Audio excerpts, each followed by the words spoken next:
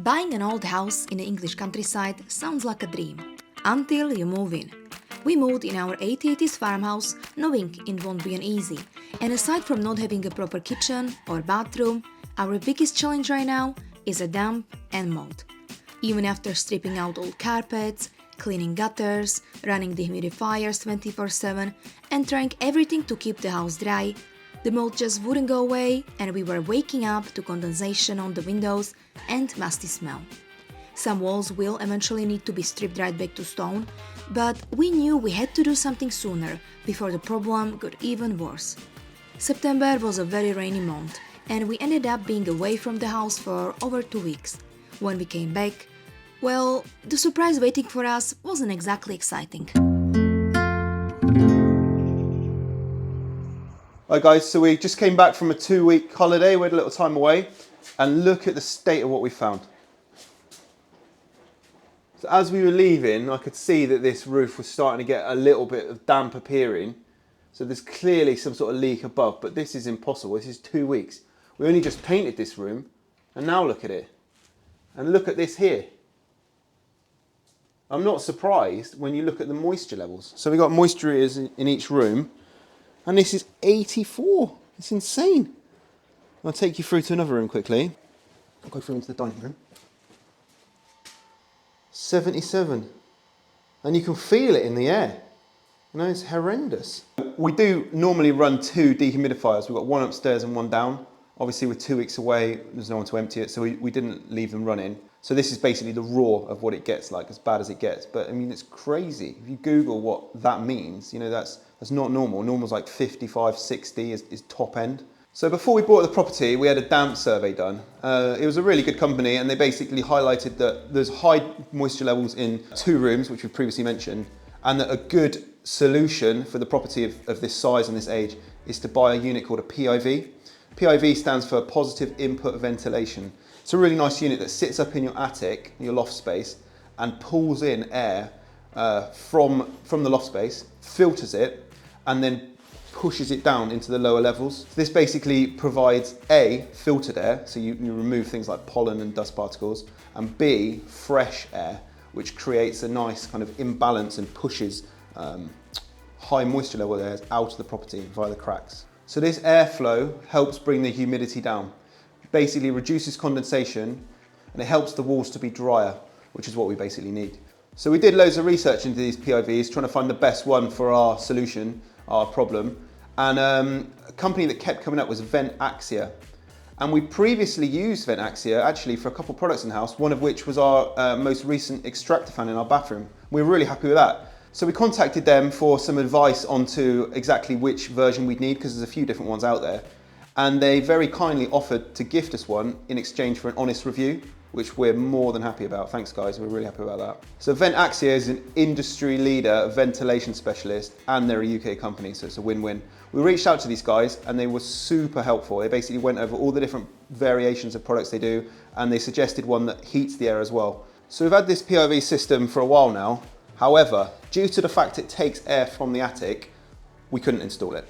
Our attic is a biohazard, right? We've got rodent poo, dead rats, dead mice, piss everywhere, dead bats. It's literally a biohazard. And because it draws air from the attic and dumps it downstairs, we'd literally be contaminating our whole house if we did that. Before we install this PIV, we need to basically clean the whole attic out, which is a job that I really don't want to do, but I'm going to do it because I can save myself over £1,000 doing it, and it's possible. So for the next few days, I'm going to be heavily cleaning and sterilising the attic, so it's a safe place to put this PIV. And then I'll be getting on with the PIV install, which by the looks of it is a really simple DIY install. So yeah, stay tuned and follow along. So now we are attempting to save over £1,000 by cleaning up attic ourselves. This is not what we suggest you to do or Sam to do. This is clearly how we are going to do it based on my research in the past 2 weeks. Obviously, Ali will be wearing whole suit, full face respirator, gloves, and as well feet covers. Then we bought air scrubber. It was quite expensive, but I highly suggest you to buy this if you are doing any house restoration. It's perfect if you're tackling with a mold, which we are now, so we will be using this during the mold remediation as well as just general dusty jobs, and attic job will be perfect for this. So we will try to do it as a negative air pressure, but even just like a air scrubber, it will be fine. First step will be spraying the whole attic with a special spray which we bought from some website which specialize on a rodent infestation. It calls PIV, and we will dilute this I think 1 to 10 or something like this. So first step will be spraying this whole attic before we touch anything, before we do anything. So here I want to point out the mistake which we did in a few videos before, where Ali was originally dealing with this attic. Yeah, Ali did have all phase respirator, etc., but he was putting this off quite a few times for speaking, which you should not, because you can get really ill from these rodents' poo and dead bodies.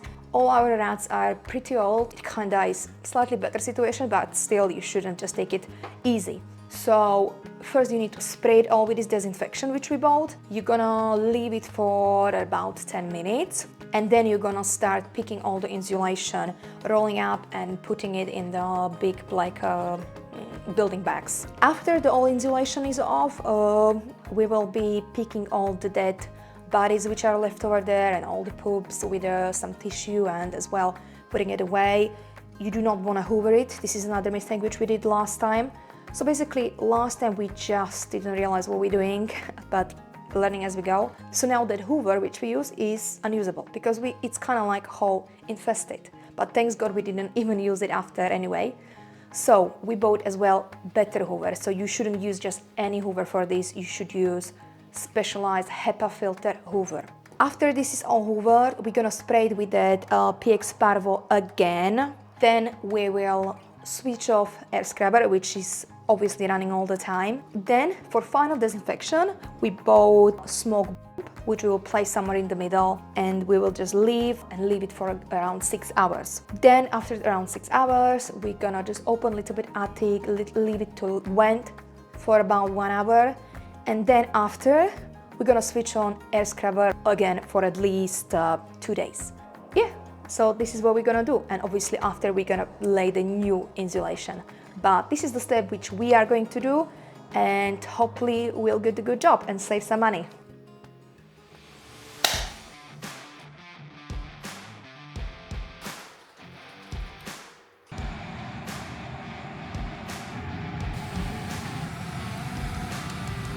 So you want to basically spray everywhere, even these rafters.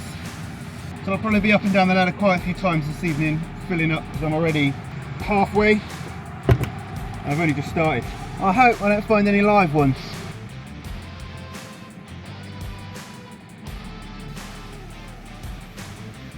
Alright, so I've just been lifting up insulation and spraying underneath it, and I've just found this crazy note. I'm going to turn you around. So it reads, "This was done in 1984 for Mad Eddie. I hope we do not go mad. If the plumbing is so shit, blame Eddie." So Eddie's the previous owner that we bought this from. So actually 1984. Madness. Hopefully I don't go mad doing this.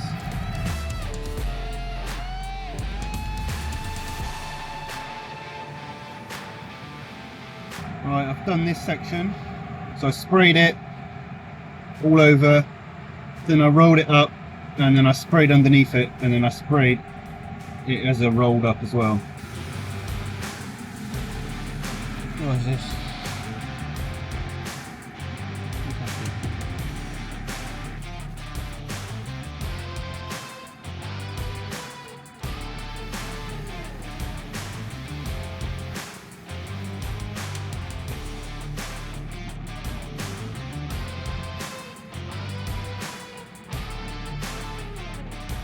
Some of these cables have bite marks in as well, so I've got to be careful that I don't put my hand on an exposed cable. Jesus Christ, what is all this? It's the sachets of poison. So I just found this dead thing Now, I'm no expert, but I think this is like a stoat, a really long body, but the teeth are quite short. The rats I'm seeing have got really big teeth. This has got tiny teeth. So I guess it's a stoat or a what's the other one? Weasel or a mink. So I've repositioned the air scrubber and I'm started lifting up these chipboard panels and just spraying them. I'm just going to take them down and burn them. 3 layers of insulation, so it's really tricky to just manage it all. It's a massive job. I can't really underestimate how long this will take. It's the next day and I've just been bagging up the insulation. So I've taken up about 9 bags so far. I've double bagged them as well and cable tied them. All this work to install the PIV, but also just to have a clean environment, better for wiring. It's a shit fest. A poo museum. About 100 different types of poo across 50 years by the look of it. I have taken up all the insulation, bagged it all up.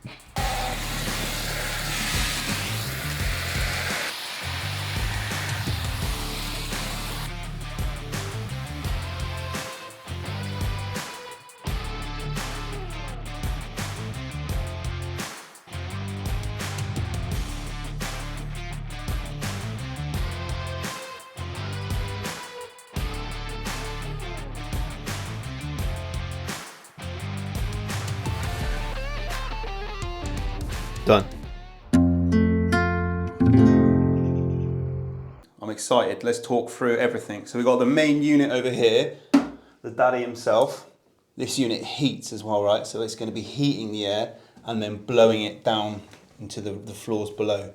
These are the filters. So these are what's going to clean the air either side of the input. So the air is going to be drawn in through this machine and then blown through that down. So these filters will clean that air. This is going to be the output for that clean warmed air. So this is going to be sitting on the ceiling out here in the landing. So it looks nice and kind of stylish, look decent in the ceiling. The hose clips. So these clips here will attach this air pipe to this, one end to here and the other end to here, right? So this pipe will connect these two together. These, from what I can see on the instructions, these are if you're putting it up against a wall. So if this is going up against a wall, which it won't be in our instance, we're going to float this in the middle of the hall, so we won't use these. These strings and this mounting point here, this is for if you're hanging the device from the ceiling. Well, I think we'll have enough space to secure it directly to the joists. From what I can see on the instructions, these are for creating a seal here around, and then the legs secure onto the joists with these slits here. You put your screws in and they'll basically let it float. There's plenty of adjustment in it and we can just float it up how we want it up in the attic. First thing we're going to do is orientate this thing where we want it, because we want it to be nice and central. We've got a 3-bedroom house up here. Well, 4 if you include the bathroom, but 3 bedrooms that produce all the moisture. So we want this to sit central in the upstairs hall that's behind me here, and we want it to not obviously sit in between the joists. What I'm probably going to do is measure where I roughly want it, drill a pilot hole up, go upstairs into the attic and just make sure that pilot hole doesn't sit right next to a joist. Then I can open it up with a jigsaw and cut out this whole section to receive this. So let's go. So I'm literally just working out where the center of the corridor is, the hall. Just draw a line. Now we just need to work out where we position it along this axis. The difficulty we need to do is position it in between the joists, right? So the joists run this way. So I need to make sure it fits nicely between the joists. So let me draw a pilot hole here. Old Faithful, had this one since uni. Since before you met me. Yeah. So I'm just looking at how big the cut hole needs to be for this thing, right? So we need to remove loft insulation, which I've done, offer up the diffuser and cut 240mm to 260mm. So we'll do like 250mm. Fine, so we're cutting a 250mm hole.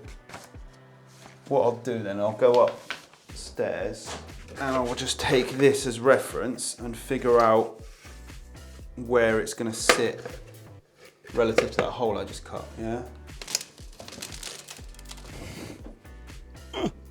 This is really good for my posture, my back. The pilot hole we drilled is basically down there. It's literally in the dead center of these two joists.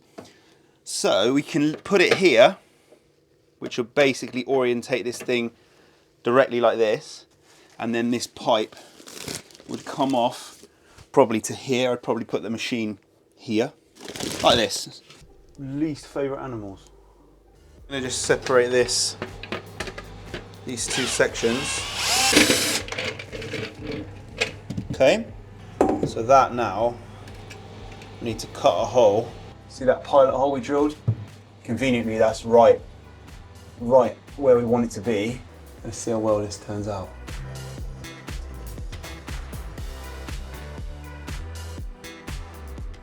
Boy, it's definitely not the most accurate tool, this.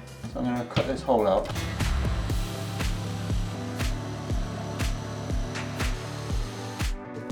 Okay. Ta-da! Hello, butts. Yeah, they just come flying down. We're coming for you. So this goes through the ceiling. Those little feet, they then clamp on the top of the plasterboard.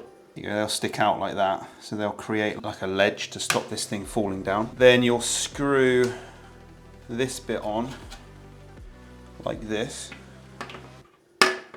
which will create the air gap. And then this thing under my arm will sit on to cover the screw holes like that. Well, we cut the hole right, which is good. Not too small. What's that noise? Owl. Yeah, but what was that first noise? Squeaky noise. Yeah. We have a whole zoo there. I like owls. I'm not as keen on bats. Oh my god, there is some noises. It was very close. The hell?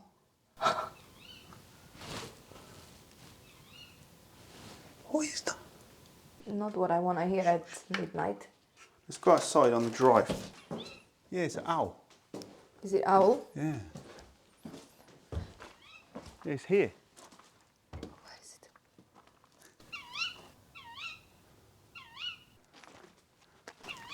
I've just got this Vent-Axia. Just so no one steals that. Yeah. Let's come and have a look. Oh, I'm scared. There's a car coming, so it's going to light it up. Oh, there's something here by my foot. What's this? What is this? Come and shine a torch on what this is. Well, that car probably thinks that we are mentally ill now. What's this? Oh, you're just scaring me now. I don't want to go there. What's this? What that? I don't know. Not something I want to see now. Quite bright, that light. I'm destroying your circadian system. Yeah. Rhythm. So if I use this piece of plasterboard here, I can position the legs to the correct height, right? Because all they need to do is just come and do that. The bit we took off, that we probably didn't even need to take off, actually, looking at it now, we can now put back on, but we need to just not do the screws up very tight. Otherwise it will pull these legs back down. Then I'll get you to hold it. So as you screw this in, it'll pull this leg down towards this base plate, which will then tighten it, right? So I'm just screwing it a little bit now. Right, that's it. Yeah. You hold it like that. So I will just connect this piece in. Cool. Pretty subtle, isn't it? I like it. Looks really nice. So that's the first job accomplished. Good. So we're going to be doing this over a couple of days because I work full time. So tomorrow evening we'll be laying it, connecting it, and then potentially, what day is it tomorrow? Thursday. Potentially wiring it as well Thursday, if not Friday. So we've done it. Yeah, well look at me. I look like I've got a dandruff problem. Like one of these smelly old men you avoid on a bus. Look at that guy over there. You're so lucky, aren't you? Very lucky. I've just come back up here to continue with the install. So this is where we got to yesterday. I've just hoovered up all of the dust that was created, or most of the dust. And now we're going to orientate the device into the position that we want it, right? So I'm going to do that. I'm going to use these adjustable legs and I'm going to set it in the orientation that I want it to be sitting in between the joists. So there's plenty of adjustability in these legs. You've got two either side, and you can just pivot them like that, then click them into place, which will lock them, and that will give you enough adjustability that you can set it in the orientation you want it to be. Obviously, you can adjust the height here and raise it off the floor joist, so if you've got a lot of insulation. How do I want to orientate it? I really want to orientate it over this central beam here, kind of hovering over it.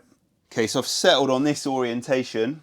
So I've twisted this leg here horizontally and this one's vertically, and now I'm just going to screw them in place, and that will allow me to then set the back two legs. Easy peasy. Now we can adjust the back legs and level out the machine. I'm going to screw in this back leg here. Alright, done. 3 of the 4 legs are on. Let's try and adjust this bad boy. So I'm just orientating the device level. Pretty happy with that orientation. I'll probably tilt it down a bit. Alright, done. So I've positioned the unit. Took a little bit longer than I wanted, but I think that's just my OCD kicking in. So, next stage is to run the conduit from here to the ceiling mount that we installed earlier. So we've got this conduit, keep calling it conduit. We're going to attach that over here.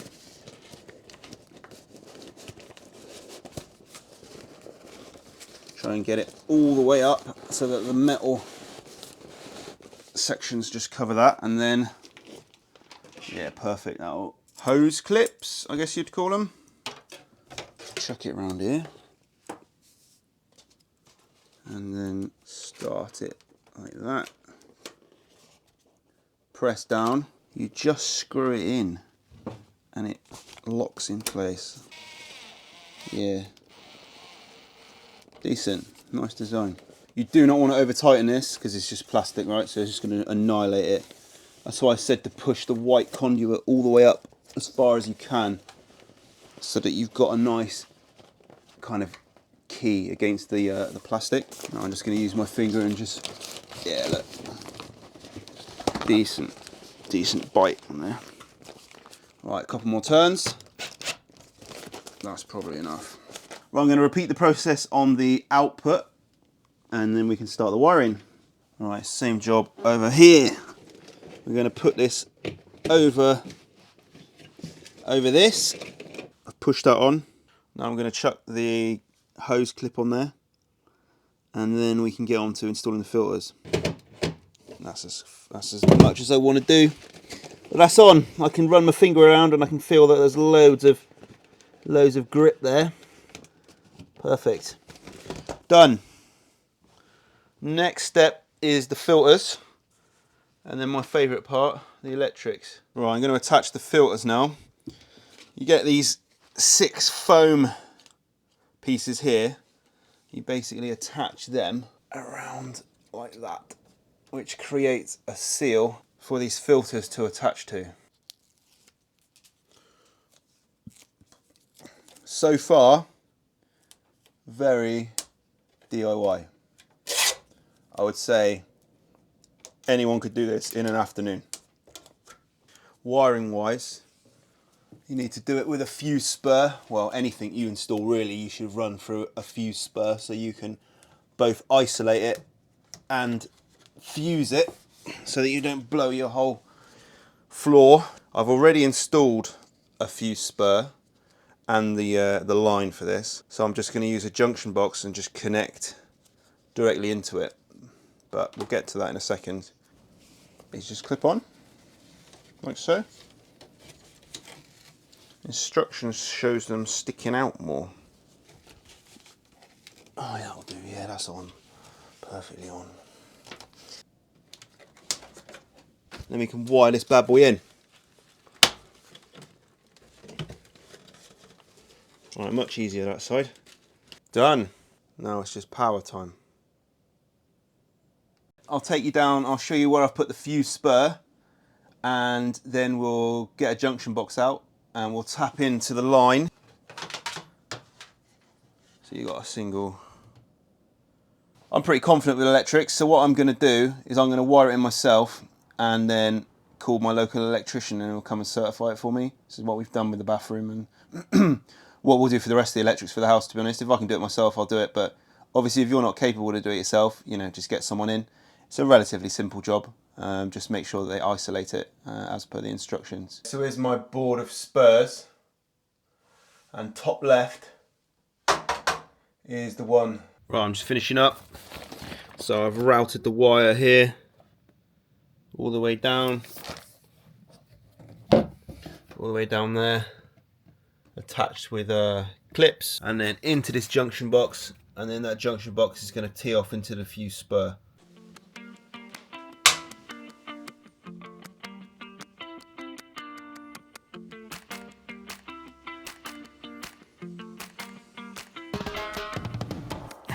So it's a 4-bedroom house we got here, and I've configured the unit for that, selecting this setting, and believe it or not, this is now running. So I'm going to just be quiet and put the microphone near it and you can see.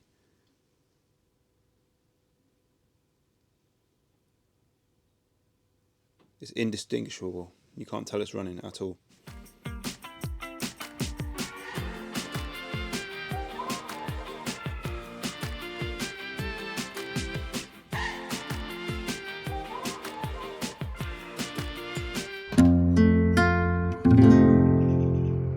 Hi guys, so it's 2 weeks since we installed PIV unit and I can just say that humidities are definitely down. We are seeing now around 55, 57, so that's definitely dropped from our usual 70s which we had. Sometimes 80s.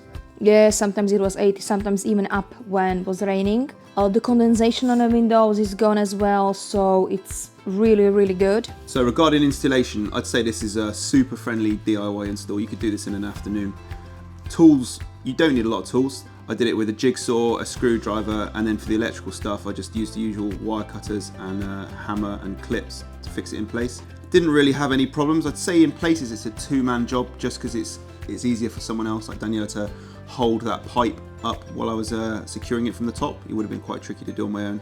And then actually leveling the unit, it was quite tricky, but that was just because of the low roof space in our attic. Regarding the noise levels, which was kind of my worry, it's super quiet, like we barely can hear that. It's obviously set up in the hall, and our bedroom is literally right below, and lying in bed at night, you can't even hear it. You wouldn't know it was there, and it's running continuously. Another advantage is running cost. It's super cheap.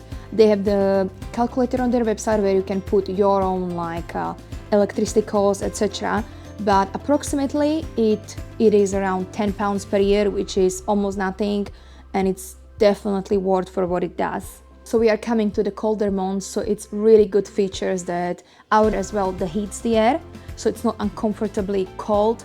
But the main focus and the main feature why we bought this is to prevent the mold, get rid of that stale air, bring the new and better ventilation. It's kind of something what I think every old house, mainly in UK, should have. So if you've got condensation problems with high humidity, I'd seriously recommend one of these. You know, the running cost is super cheap.